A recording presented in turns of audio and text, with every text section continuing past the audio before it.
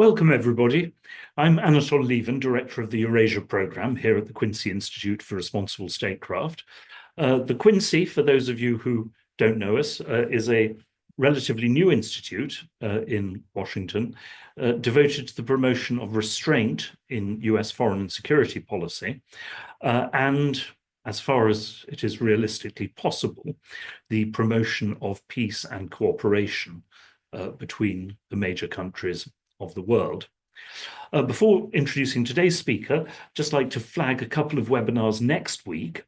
On Monday the 19th, we have a discussion of the legacy of the wars in Afghanistan with the Pulitzer Prize-winning journalist for the New York Times, Mattia Aikins. And on Tuesday the 20th, we have a discussion of the US-Iran nuclear talks as Trump departs for the Middle East. Today, it's my great pleasure to introduce an old friend, Paul Robinson, Professor of International Affairs at the University of Ottawa. Paul served as a British officer in the Intelligence Corps from 1989 to 1994. He is a preeminent analyst of Russian thought and Russian policy, a historian, and the author of several leading books on these subjects, including Russian Conservatism. Today, we will be discussing his latest book, Russia's World Order, How Civilizationism Explains the Conflict with the West. And here it is, and I strongly recommend that you buy it, because for anyone who is interested in Russia, this, I really would say, is absolutely essential reading. So Paul, welcome, nice to see you. Are you muted? I am muted, sorry for that. So thank you, Anatol, for those kind words. Glad to be here. So I thought perhaps you could begin, for perhaps members of the audience who may not be so acquainted with the term civilizationism, to describe what you mean by this and what Russians mean by this term. So I think perhaps the easiest way to do that is describe what it isn't. So because really it's a reaction to a view of progress and history, which sees history as moving in a single direction for all societies towards a single end, towards a sort of Francis Fukuyama style end of history. So everybody, even with maybe some diversions and at different paces, will end up in the same place with the same set of values and institutions. And in essence, therefore, history is a story of the progress from savagery through barbarism into civilization, singular. And civilizationism is a reaction to that, and it says there is no civilization singular, rather there are civilizations plural. And history is not the story of everybody advancing towards civilization singular, rather it is a story of multiple civilizations, which move in their own different directions according to their own logic. And civilizations are often described as having life cycles. They live, they're born, they live, they die, and every civilization comes to an end. Western civilization will come to an end, and therefore it cannot make any claim to be the end of history. So civilizationism, if you boil it down to its essence, is simply an alternative model of the progress of human society. And how do Russian ideas of civilizationism differ from those of Samuel Huntington, whose views on the subject are probably most familiar to people in the West? Well, Samuel Huntington is not a popular among Russian civilizationists, because he presents this idea of a multi-civilizational world as one necessarily conflictual, that civilizations are inherently different and cannot get along with each other, and that therefore there will be this clash of civilizations. Russian civilizationism has its roots more in German Romanticism, and this idea that every civilization has sort of part of God's gift in its own distinct way, right? So progress is the development of all these different good things going together, and what Konstantin Leontiev called flowering complexity. And this is not a bad thing. This is not a conflictual thing. This is a good thing, because what you need, what humanity needs always, is diversity. right? So diversity is good, and there's no reason why different civilizations cannot interact, cannot engage in dialogue with one another, and cannot cooperate with one another, as long as they respect each other's difference. So if you respect each other's difference, then you can get along fine, and that actually will be a much better world than a world of sort of homogenous Western liberalism. So therefore, Huntington is disliked for being overly conflictual. It is a bit odd, isn't it? Because there's an instinctive hostility to this kind of thinking among Western liberals. And yet, of course, in recent decades, many Western liberals have become explicitly, or at least theoretically, multicultural themselves. Yes, but that's sort of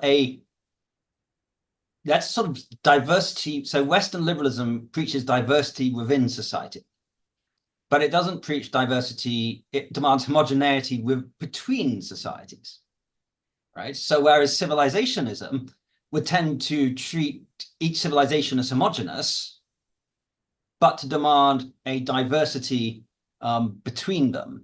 So they're essentially both support diversity, but they support diversity of different types. And British philosopher John Gray says that this idea of progress towards an end is the very essence of what being Western is. If you had to boil Western civilization down to a single thing, it is this millenarial thinking, which some people say comes from Christianity, but now with God removed. But eventually, we are moving towards, the second coming, or now we would call it the coming of universal Western liberalism. And sometimes we've replaced the end of the history of something else, such as socialism, right, or liberalism. But it doesn't really matter what it is. This idea that we represent civilization singular is deeply embedded in our culture, I think. And of course, that does illustrate how Soviet communism also emerged from that tradition in the West originally. Absolutely. I mean, it is in that sense very much a Western rather than a Russian product. So could one perhaps a little unkindly describe Western liberal attitudes to multiculturalism, to adapt an old Soviet phrase, as multicultural in form, but liberal in content? Yes, I think that would be actually quite a good description. Actually, I hadn't thought of it word, but yes, you could be as multicultural as you like, but you have to be liberal. Yes. So you basically wear folk costume, either literally. Yes, you can speak your own language. You can have your own costume. You can celebrate your own religion. You can, and of course, very importantly, you can be any color. You can be any color. You can be any gender, whatever. It doesn't matter. But as long as you are liberal. And can you say something about why this has turned out to be such a successful aspect of Russian global policy, especially since the Ukraine war, this appeal to multi-civilizationism? Well, I think it has both a sort of positive and negative appeal. I mean, the negative appeal is a result of sort of long memories of Western colonialism. So many parts of what we now call the global South, don't accept European, North American claims to moral superiority. I mean, it's simply not their own experience, right? And they are also, in some respects, more conservative than the West has become in recent years, and some of the movements in Western thought they aren't always appreciated by everybody everywhere, right? And they don't like being told by us how they should behave and how they should run their government. So when someone comes along and says, well, you have a right to develop in your own way, and this is a good thing, but obviously have some natural appeal to leaders in part of the world. Yes, I mean, of course, a striking thing about this is, I mean, whatever the content they themselves would give to it, the idea of it is really expressed by Xi Jinping, by Narendra Modi in India in his own way, by a range of Muslim leaders, probably including Mohammed bin Salman. It's, I mean, one form or another of it is held across most of the world, actually. Well, yes, indeed. I mean, so Xi Jinping has launched a couple of years ago his Global Civilizations Initiative, which, if you look at it, is very similar in terms of its rhetoric to what the Russians are saying, in terms of we need a multi-civilizational world with a variety of diverse forms. And on the Chinese relevant Chinese ministry website, there's a nice statement which sort of reads out of something out of Konstantin Leontiev of, talk about the diversity, flowering, complexity of multi-flowers in the world, and isn't this a good thing, And of course, Modi in India refers now to India as a civilization state. The Iranians a few years back had their Dialogue of Civilizations initiative. So there is a very similar mode of thought going on in other countries. And I mean, one key difference, I think, from Huntington is that he saw civilizational blocks at war with each other or clashing with each other. Whereas for all the leaders we have mentioned, this is precisely a matter of civilizational states. Their idea of their separate civilization is very much attached to one state and is meant to strengthen that state, or if one wishes to be cynical, also that regime and that internal state order.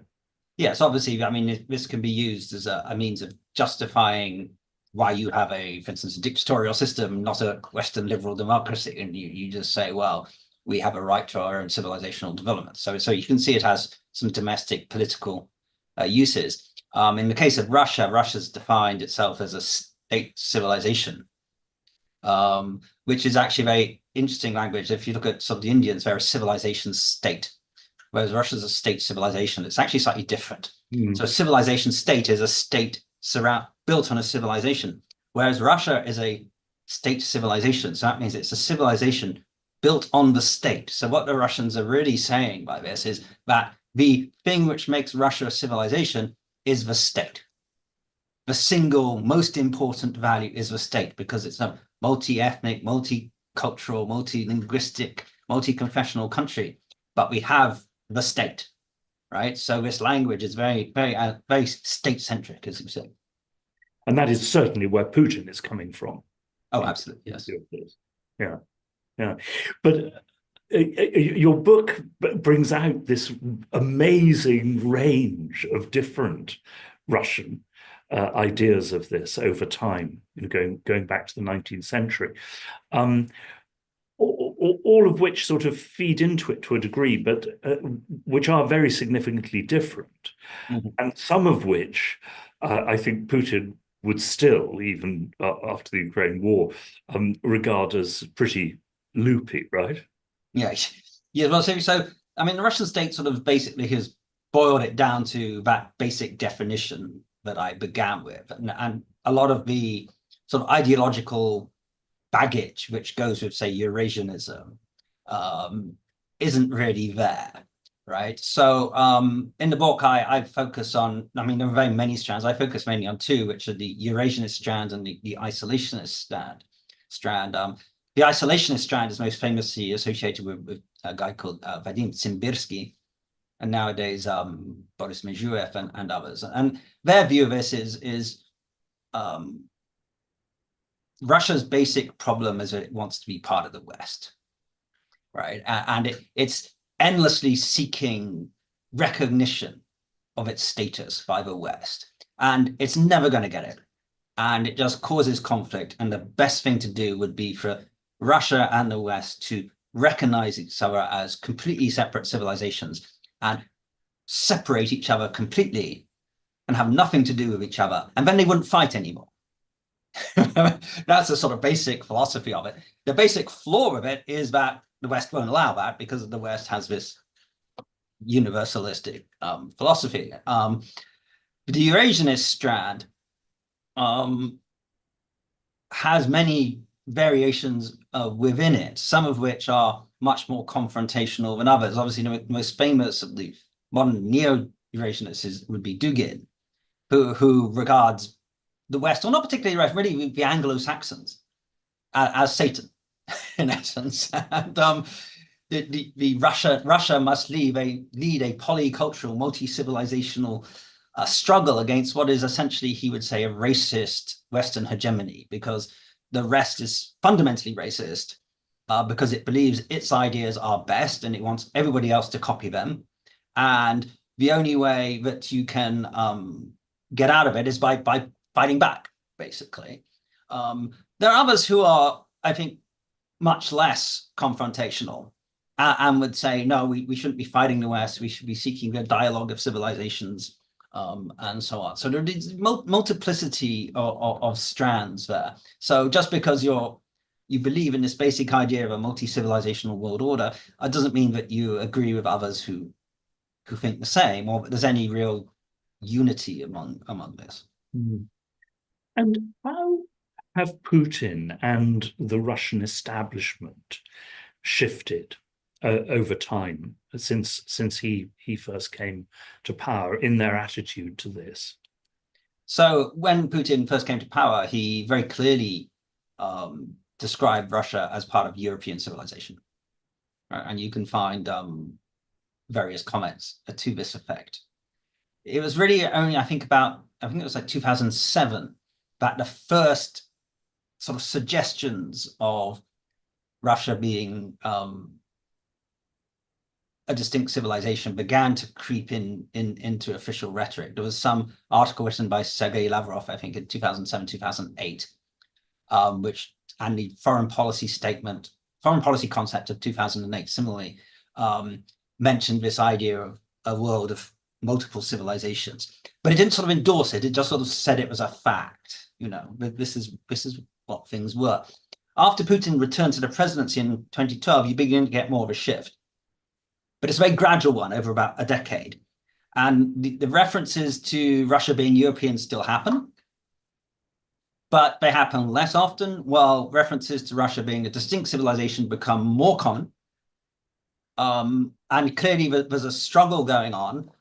So when the cultural policy of the Russian Federation was produced about 2015, I think, there was a big argument then because in the draft there was some statement describing Russia as a unique civilization, and then that caused a big outcry, and a bunch of academics wrote in and demanded amendments to the draft, and so it was all very much under dispute during that decade. But with the start of what they call the special military operation in Ukraine, the civilizational turn has very much triumphed. So you can see this in, for instance, Putin's speeches to the Valdai Club in 2022. He used the word civilization 15 times. And in 2023, he used it 23 times. And there's new educational curricula, for instance, which, a new compulsory course at University Foundations of Russian Statehood, I think it's called, which has, compulsory classes which mention civilizationism, and this language is more and more creeping in, for instance, into the foreign policy, the latest foreign policy concept of the Russian Federation, into statements by other Kremlin dignitaries in sort of articles in Russian and Foreign Affairs and so on. This language has crept in more and more until by now it's essentially pushed out the Russia is European book. Mm-hmm. I mean, of course, I've also observed that over time. I mean, initially, there was talk among Putin supporters of the idea of Russia as the third West, which of course did emphasize that Russia was different, but it said, not unfairly, that America is in many respects very different from Europe, but is unquestionably part of the West. So why should there not be a third West? But I mean, do you see this transition on the part of Putin, very much as a result of this, of a feeling of initially rejection and then hostility by the West? It was because of course, some of the philosophers you cite and some of the analysts in the West would see it as somehow innate or foreordained. Others would analyze it as a reaction on the part of the Russian state to, well, they would see it as Western hostility or rejection. Others might say simply, I mean, the inability for objective reasons to integrate Russia into the West. I mean, but is it basically a reactionary process as far as Putin and the regime are concerned? My view would be yes. The question then arises to what extent have they convinced themselves that it is true, and whether they have fundamentally changed their view of the world, or whether this is sort of an instrumental reaction, and that's very, very difficult to tell, of course.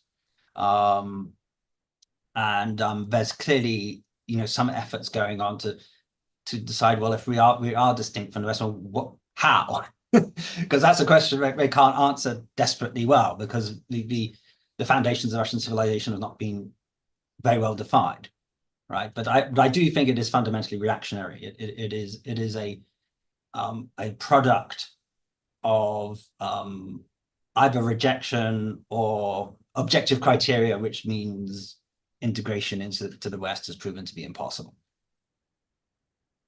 But you mentioned the Valdai. And one other thing, I mean, I'd say also it is a reaction to growing disenchantment with the idea of West as civilization. So in my book, I have a number of quotations from sort of Russian journalists and philosophers, and the people like, Alexei Chadayev and others are saying, look, we used to believe in the West. When we were young, we would write all these articles saying the West is civilization. And then you bombed Kosovo, and then you invaded Iraq. And then, you supported Maidan, and you supported the bombardment of cities in Donbass and so on. And frankly, the scales came off our eyes, right? And, the idea that the West is civilization is untenable nowadays. But it's not just a rejection by the West, it's also things we have done which, from their point of view, have destroyed this claim of civilizational superiority. Well, and as you point out, I mean, even many Russian liberals, as a result of especially, wokeism, to give it that name, or to adopt that name, have this feeling that the West and Western liberalism have betrayed the West, right? They've betrayed the civilization that they themselves believed in as Western civilization, and that we have abandoned that. Because you mentioned the Valdai, and the last time I attended was before the war, of course, in 2021.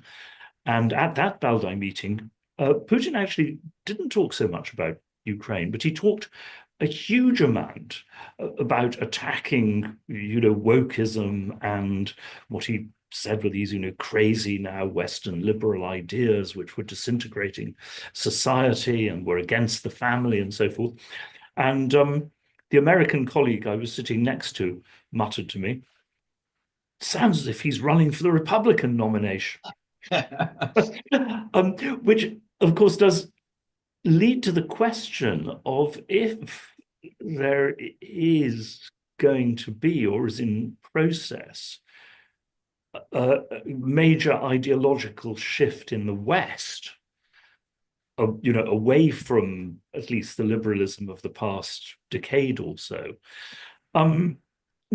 Does that give an opportunity, if you like, to people like Medvedev, who you mentioned, or representing a movement to try to come back to the West, but on, if you like, Russia's terms again, ideologically? So I remember when I was writing my book on Russian conservatism, I met a bunch of people who said, we are Europeans, but we're Europeans as Europe used to be. And Europe has moved on. And if Europe wants to move on, that's fine, right?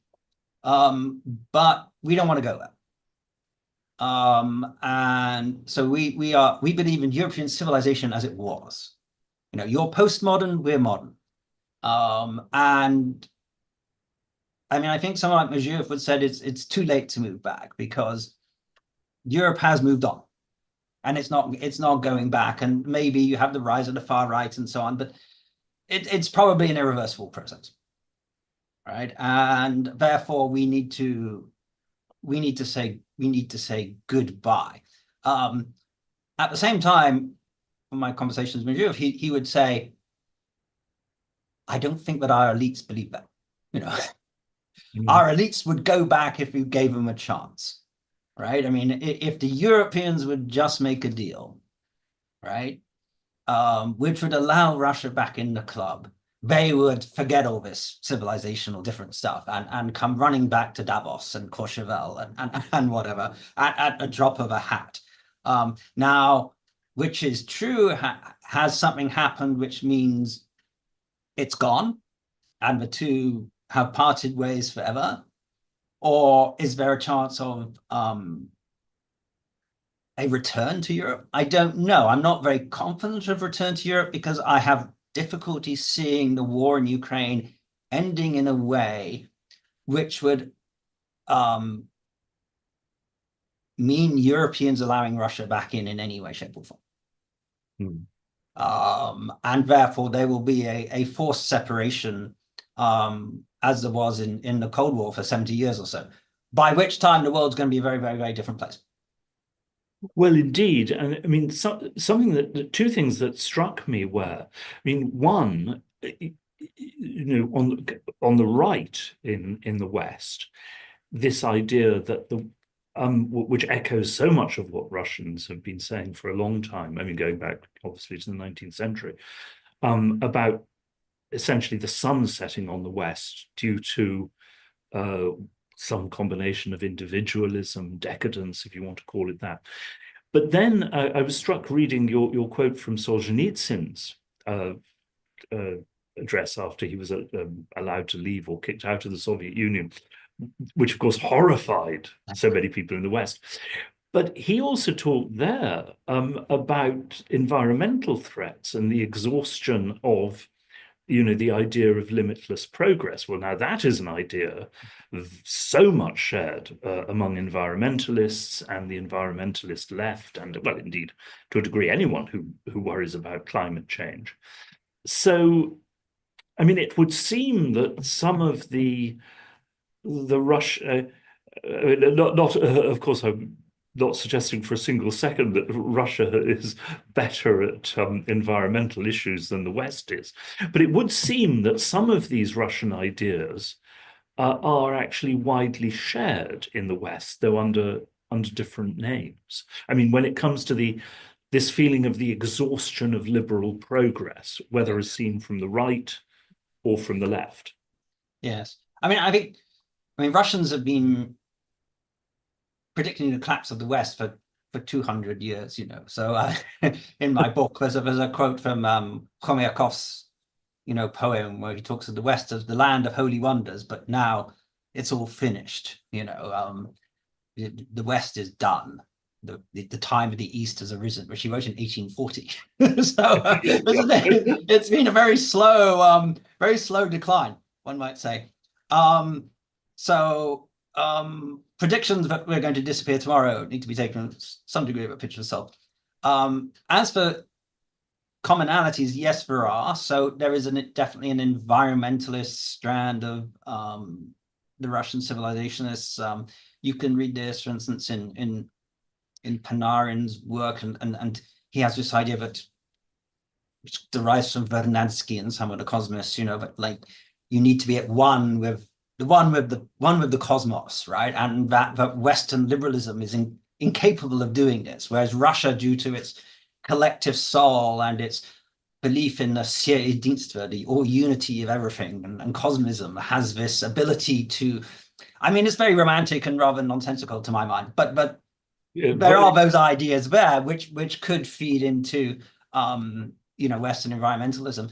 On the other hand, there's also the Russian cosmists who believe in the white heat of technology, and that technology is everything, and all the rest of it, which is actually very popular among watching Russian conservatives, for instance, the Izborsky Club, who are like deeply conservative, but really believe in industry and technology and industrial progress, right? And there's not very much environmental about that at all. So there are ideas there, but they're not like, you can't say Russian civilizationism as a whole endorses that. Well, I mean, one thing, of course, that comes out from your book is that there is no one Russian civilizationism. Yes. There are so many different strands, which feed into each other, but which are often also deeply in conflict with Indeed. each other. Yeah. So no, I mean, it's I must say I found so much, if I may say so, to laugh at sometimes in your book as well when it came to some of these theories, and the thought came to me that some of this is like the wilder shores of Western environmentalism, but with added alcohol. Yes, I mean, some of these ideas are very strange. I mean, Chizhevsky's ideas that history was driven by sunspot activity, for instance, which got him arrested by the Soviets for being an occultist pretending to be a scientist, which is probably not far wrong in some respects.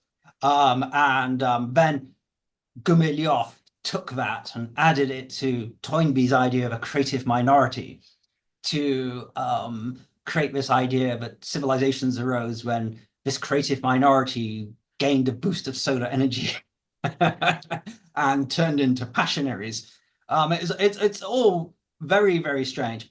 But you shouldn't, I think, it'd be very easy to study this and take all the weirdness and say, we should dismiss this stuff out of hat because it's crackpot. But that'd be like kind of dismissing Dostoevsky because of all the crackpot stuff and ignoring the other stuff, which is there. So, there are some within it, some very good critiques of Western civilization, of Western hypocrisy, double standards, arrogance, of the dangers of too much,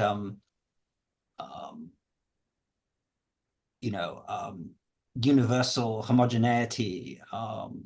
Alexander Panarin in one of his books has I thought quite nice statement when he says, well, look, if everybody is the same, if you're all Western liberals, and then something goes wrong with Western liberalism, you're stuffed. Yeah, that's it. Because you haven't got a backup, right? And so they have some interesting ideas in amongst it all. Even Dugin, who says some wacky doodle stuff, occasionally comes up with something we think, that's quite interesting. So it is worth paying serious attention to what they're doing. And you shouldn't assume that the Russian state, when it is using these ideas, is endorsing all the wackadoodle stuff. It's cutting all that stuff out and bringing it down to its sort of basic core, which is politically useful. Well, and at least insofar as in the 1990s and early 2000s, the Western idea, liberal universalism, became associated both with radical free market, unregulated capitalism, and totally globalized trade and financial movement, and with Western military intervention to reshape other societies. You could say that at least those aspects did indeed come to a shattering halt, as is now widely accepted in the West itself. Not as widely accepted as I would wish, Anatol. Hopefully the Quincy Institute can do something to make it more widely accepted. But the economic point is another good one. When you were asking me earlier about why this shift in thinking had happened, obviously the failure of shock therapy and the severe economic and social crisis Russia experienced in the 1990s is another reason why this view of the West as the font of all civilizational knowledge got a very severe blow, which I think is very, very difficult for it to recover from. And of course, you're quite right that Western universalism has, in the form of liberal internationalism, has created a whole series of aggressive military policies, like the invasion of Iraq and so on and so forth, which are in part a product of that, not entirely. But I'm not confident, like you say, that we've recognized this. It seems to me liberal internationalism is of a fairly robust and expansionist type. It strikes me as still the prevailing orthodoxy, and that you at Quincy are on the fringes in a sense. Well, and Tim Snyder has run away to join you in Canada, so I suppose Canada. Fortunately, University of Toronto. So, my congratulations. Well, we have questions from the audience. One is, can you say more about what you see the difference between Russia as a civilization growing from or based on the state, and China or India as a civilization which generates the state or regenerates it? Well, I think that's a very good question, to which I don't have a very good answer, because I don't think the Russians have really thought it through. Peterim Sorokin, famous Russian emigre who wrote about civilizations, I mean, he complained that a lot of civilizational theory muddled things up. So some things they called civilizations were religions, other things were cultures, other things were states. There was no rhyme or reason about one thing was a civilization and one wasn't. And I think that's true in this case. You claim Russia is a civilization founded on the state, but what does that really mean? To me, that's the word civilization is just being used to further exalt the state. And in that sense, the Russian state civilizationism is not really that civilizationist, and it's actually, to my mind, rather more statist. Mm-hmm. Because if you were to ask Putin, well, what is, because nowadays they sometimes use the phrase samobutная civilizacja, a self-contained civilization. What does that mean? They don't really have an answer. Mm.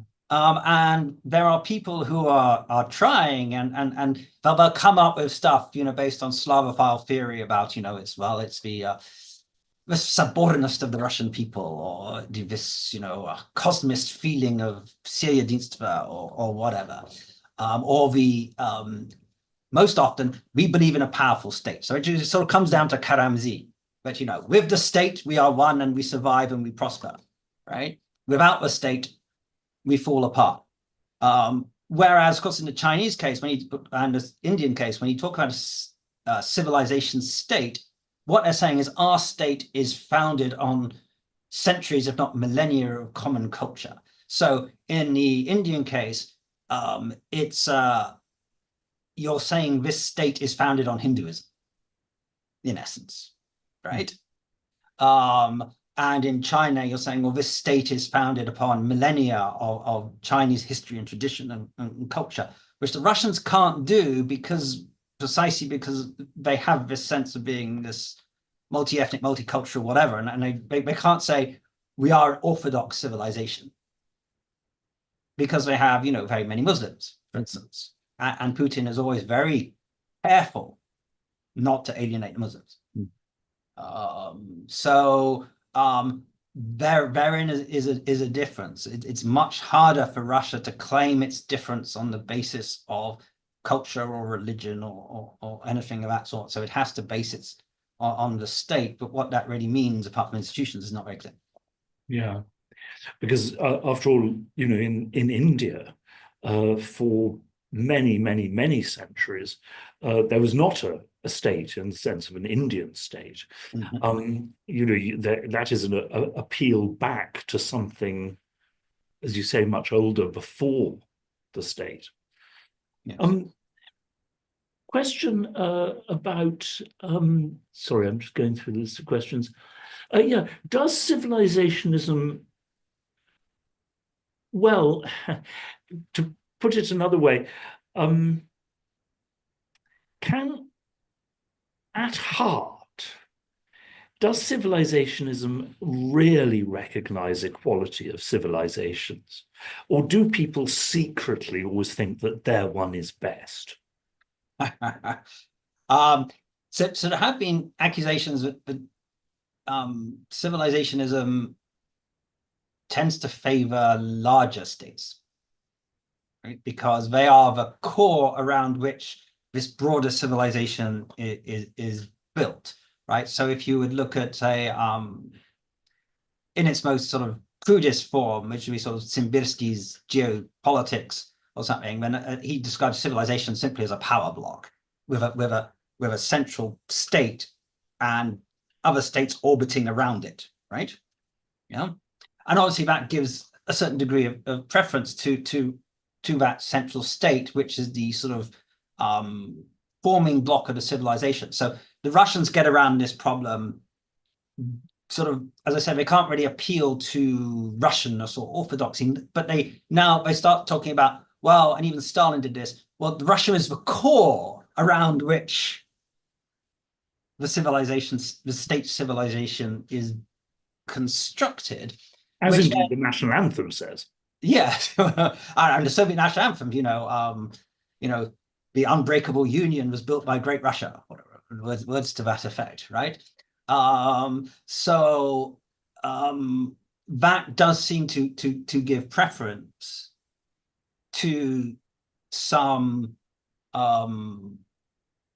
ethnicities over others, and then also the claims of people who are not civilizations arguably could be said to be not as great as those who can claim to be civilizations. Whether you think your civilization is better or worse, yeah, they vary. Sometimes they say we're just different.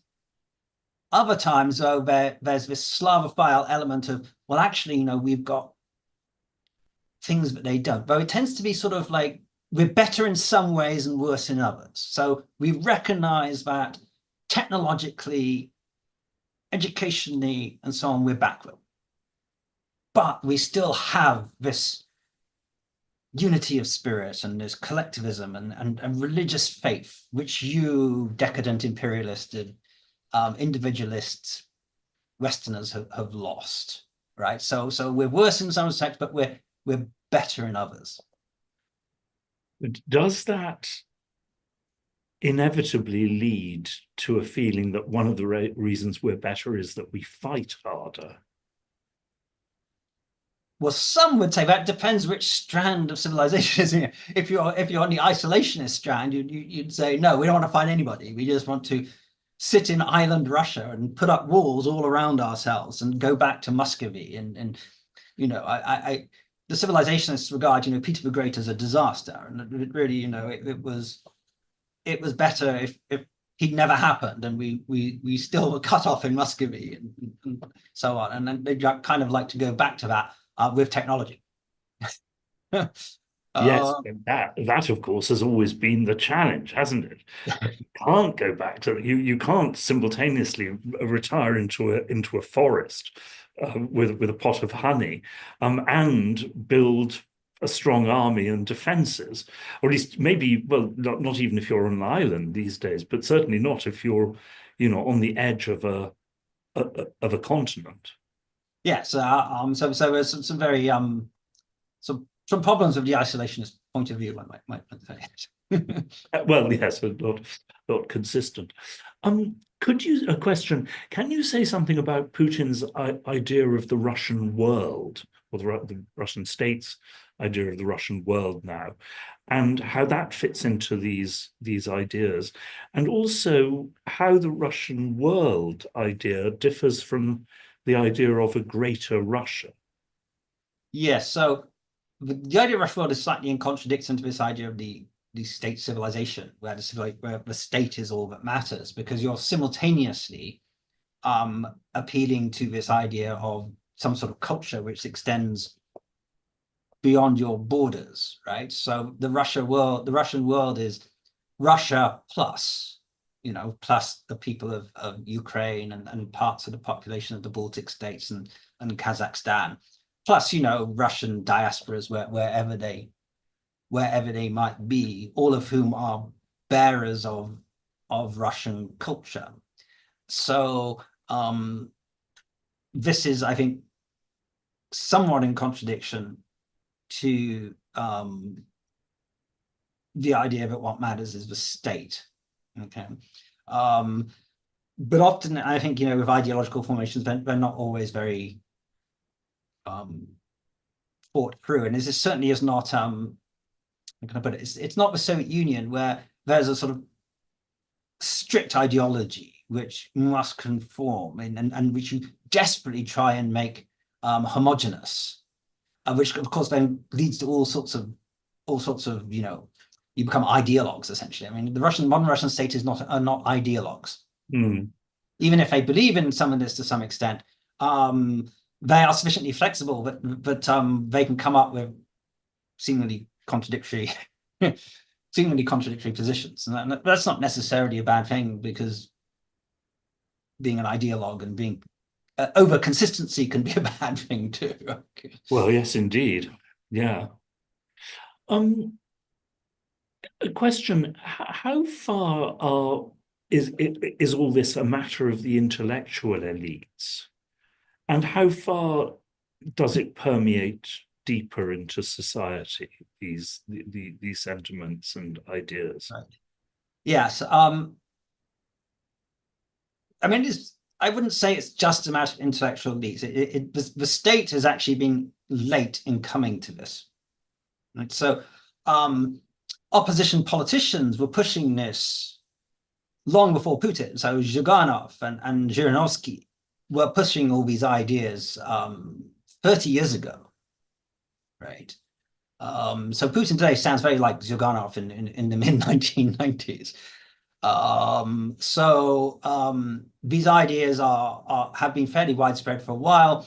They've also been pushed through education, through the theories of culturology. So once Marxism, Leninism was no longer a compulsory course in Russian schools, Russian schools started having to teach culturology, which is a peculiarly sort of Russian academic discipline, which basically pushes the idea that there are a multiplicity of cultures in the world, which lends itself naturally to sort of civilizationism. And I think in Russian culture, there's probably fairly deeply the idea that we are different in some way, right? Now, at the same time, I don't think Russians buy into Eurasianism, right? The idea that we're some distinct Eurasian thing where the Russians and the Central Asians are all one. I don't know any Russians apart from, a few intellectuals who really believe that. They would be much more likely to consider themselves European than anything else. So there is, on the one hand, a sense that we're part of the Christian European world, but at the same time, an understanding that we are different in some ways. Though I suppose one might find some people in Kazakhstan who believe that in their own way. I mean, of course, Nazarbayev was a strong supporter of Eurasianism, and even established a Lev Gumilyov University in Astana. So yes. So I mean, and one finds kind of related ideas in Turkey as well.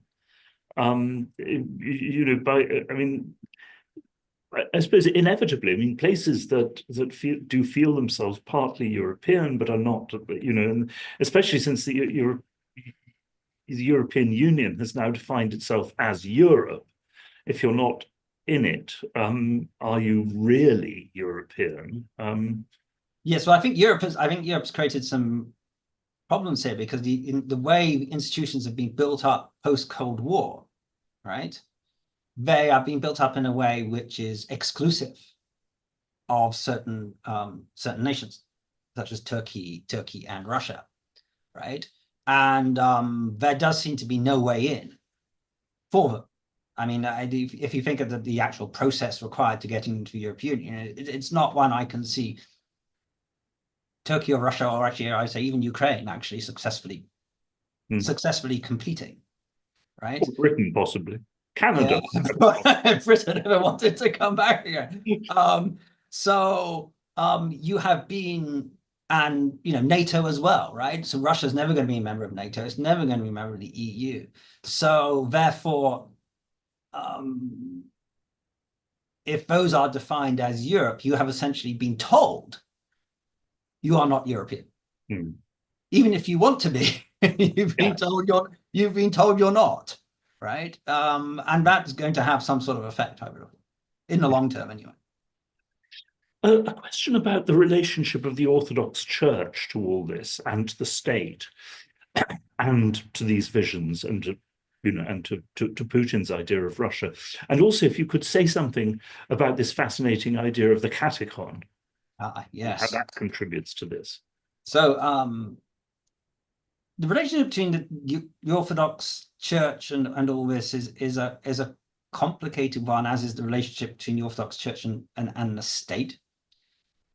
Clearly, the fact that Russia is Orthodox is fundamental to this idea of civilizational difference. Because a lot of what is seen as being the civilizational difference of Russia, apart from the state, is this idea that we have, preserved the society of ourselves for sort of wholeness of being, integrity of thought, this ability to mash faith and reason in a way that the purely rational materialistic West cannot. So orthodoxy is if you take away the Orthodox Church, it's very hard to base this difference. But catechon, it's kind of it's kind of a fringe idea. It's not like the Russian state itself uses the language of the catechon, but it does express an idea. Sorry? Byzantine by origin. Byzantine by origin. So essentially, the catechon is the shield which, the world is heading, in the Western view of progress, your things are getting better all the time, right? But in the ancient Orthodox view of things, no, things are getting worse. You may be having steam trains now, but morally and culturally, you're becoming more and more decadent, and the end is going to be a fiery apocalypse. But this can be avoided because there is the shield which is holding back Satan and the Antichrist, and that shield is Russia. So every now and again, the Antichrist appears and threatens civilization, be it the Mongols or the Nazis or modern day wokeism or whatever it is you dislike, right? And it is Russia, strengthened through orthodoxy, which acts as this catechon and holds back the forces of the apocalypse and enables humanity to survive. And so this is, gives a sense of, Russia's greatness, Russia's role in the world is in part physical. I mean, in part this is a question of defeating physical threats such as Nazism, but more than that, it's really spiritual in depth. I mean, the Antichrist is the spirit of godlessness and atheism or Protestantism, if that's your particular dislike. Although, if I may say so, of course, this kind of thinking is hardly alien to certain strands of American Protestantism. No, I mean, I you can see what I'm saying, but they both view each other as the Antichrist, and are both holding each other back, you might say. So Russia has a great spiritual mission in the world, saving. The Slav powers would have put it. We preserve religious faith and wholeness of being, which we can then bring back to you and restore to you godless people. And the minorities in Russia, especially the Muslims, but of course there are others as well, have they produced figures who have contributed to this strand of civilizationist thinking? I mean, of course, if you look at great literary figures of the past, you could see them very much as part of a Russian world, which is not coterminous with the Russian state. I mean, Chinggis Aitmatov, for example. But is there also an ideological input today from Russian minorities? That's something I'm not desperately qualified to answer. It's actually a very good question. I mean, I should, probably look into it. I mean, most of the more prominent people who you think of as being associated with this are Russian, although, often Russians do have family connections with some non-Russian nationality. No, I don't really know the answer to that. It's actually a very good question. I should look into it. Mm-hmm. And a question, I mean, is a modern Russian middle class automatically and necessarily drawn towards the West? Is there something essential about that? Or in fact, as one sees, for example, in India, no, not necessarily. Again, very good question. So, I mean, sort of modern, Western modernization theory would, or even you go back to Marxism, would say that inevitably when you develop this class, you develop a sense of attitudes which go with it, which will be, liberal, basically, and therefore Western oriented. Is it necessarily true? Well, I think we just have to say on that that the jury is out. Mm. So far, I think that most people, as long as they are able to live, relatively prosperous lives, which are relatively free, are willing to, forego quite a lot, right? And they can still be, very patriotic and so on. That said, certain attitudes will probably come with education and so on. So I'm not fully decided on this. And I part of me, having been brought up a Western liberal, believing in all this universal mode of history, still thinks that there's something to it. That in the Marxist in me would say, yes, class will change attitudes, right? But then another part of me says, well, maybe not. I'm on the fence, actually. Well, it's like the disenchantment of the world. On the one hand, one sees that proceeding apparently, certainly when it comes to some of the old established churches. But then, of course, you see religion coming back in all sorts of, circuitous ways, doing an end run, if you like. And so that too seems completely open for the future. We just don't know. You don't know, yes, indeed. So I think it's going to be fascinating in the years to come. Say, will this civilizational wave ebb, and Russians go back to saying they're European again, or is that over and done with? Has the war in Ukraine created a permanent rift which cannot be closed? And I don't know the answer, but I think it could go either way. They could come back, but on the other hand, this could be something, a very significant historical turning point, right? In which the window to the West from Peter the Great onwards is slammed shut, pretty much forever. So yeah, well, we will see. Yep. Well, Paul, thank you so much. That was really fascinating, and I urge people, as I say, anyone interested in Russia today and in the thinking of Russians, not just of the regime, I do urge them to buy this book. And thanks to the audience, and I'm sorry there were many questions, I couldn't get to them all. And remember, we have 2 webinars coming up next week. So, Paul, thank you very much indeed. Thank you, Anatol. My pleasure.